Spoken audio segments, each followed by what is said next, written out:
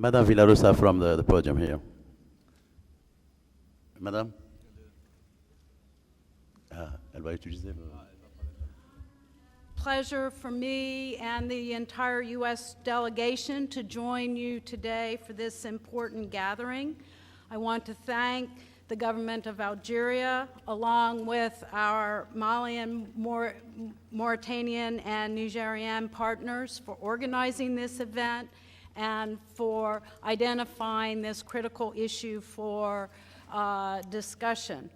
First, I would like to express the personal condolences and those of the United States government to the people and government of Algeria for the tragic loss of life resulting from the vicious terrorist attack against the military academy at Churchill.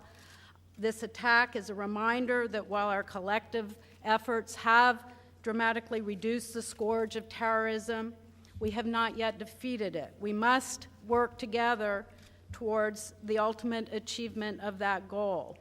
It is my hope that this conference will strengthen the already good regional security and counterterrorism cooperation that has developed over the past several years across North and West Africa.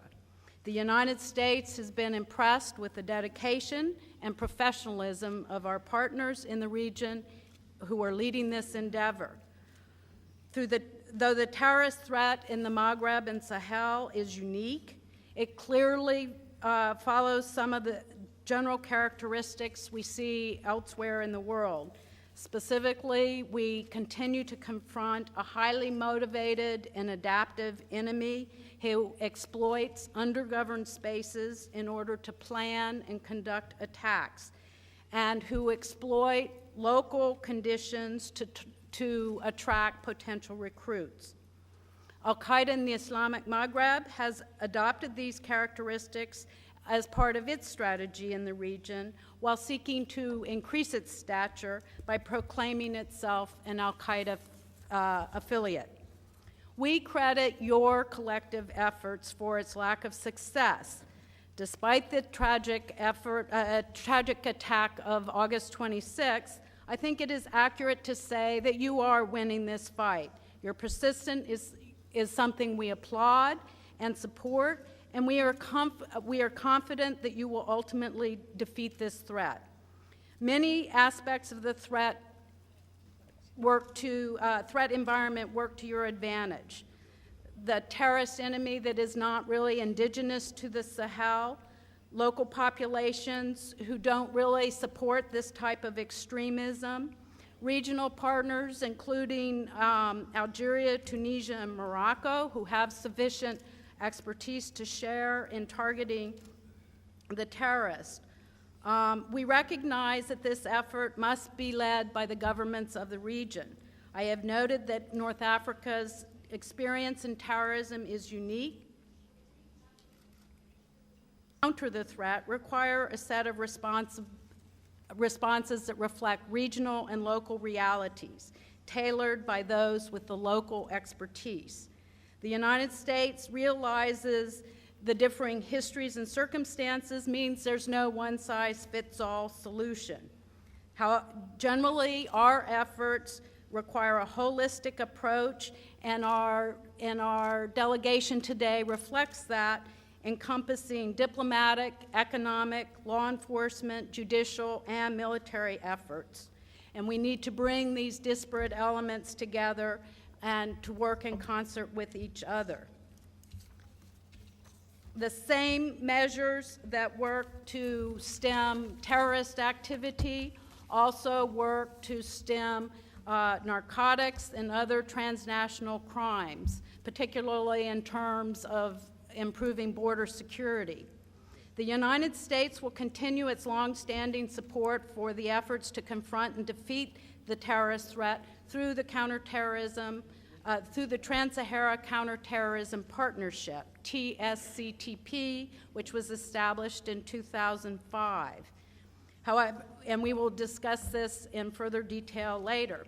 However, military power, intelligence operations, and law enforcement alone will not solve the long-term challenge of violent extremism. We need more than security services to address the political, economic, and social factors that cause some to choose the path of violence.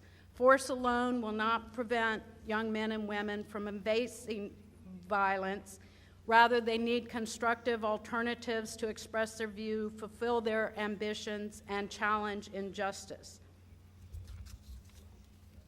Counterterrorism demands a comprehensive approach and strong partnerships, including with regional and multilateral organizations. President Obama and Secretary Clinton are committed to deepening and broadening our cooperation with all the partners invited here this week, especially with our partners here on the continent, the African Union, the African Development Bank, and the African Center for Studies and Research on Terrorism.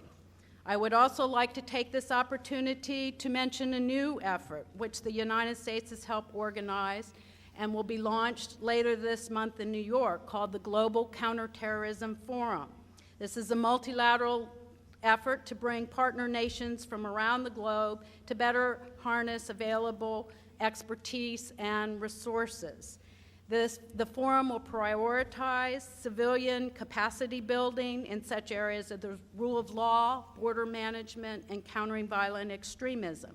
We are very pleased that Algeria will chair one of the forum's main working groups, specifically focusing on the Sahel. As we approach the 10th anniversary of the September 11th attacks, we remember, as we did at the outset, the many people and countries who have been victims.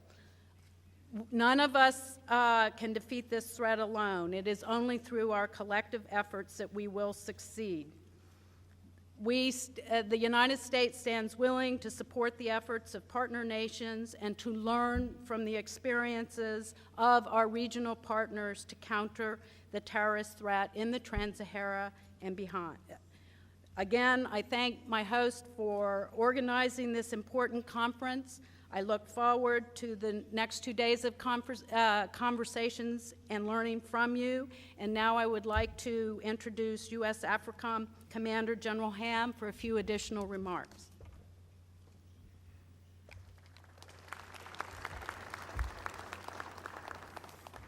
Thank you, Madame.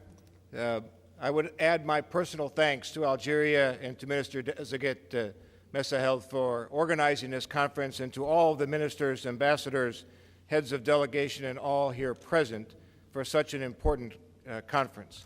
And I would also like to add my personal condolences for the loss of so many lives, and especially those lost recently at the Cherchell Military Academy.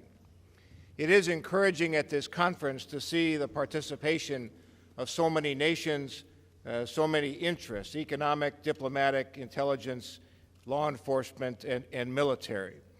And though I am a soldier, I recognize that the military is but one piece of an overarching strategy to combat a common threat that we all share.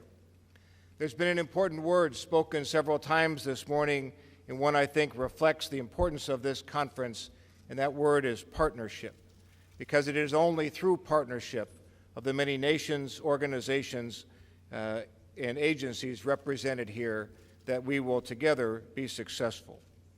From a United States AFRICOM perspective, we seek a supporting role, certainly no leading role, and seek opportunities where we can help where we are requested and where our assets and our abilities can best be put to use.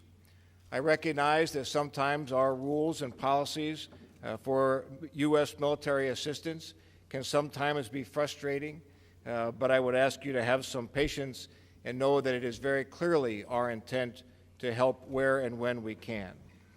I would share two specific concerns which have been expressed here this morning and which I hope will be addressed throughout this conference. The first has been mentioned by several of the ministers, and this is the continued proliferation of weapons and explosives, and especially portable air defense systems throughout the Sahel region. Secondly, I would voice a concern, which I hope will be addressed over these next days of the conference, of the apparent growing linkages between extremist organizations of East and Central Africa with those located here in the Sahel. This effort will require all of our best activities, and our cooperation and partnership will be necessary in order for us to be successful. This conference is a major step forward in achieving that end, and I am confident that in the end, all of the nations here will indeed be successful. Thank you, Mr. Minister. Je voudrais d'abord, au nom de l'Algérie, remercier Madame Villaros.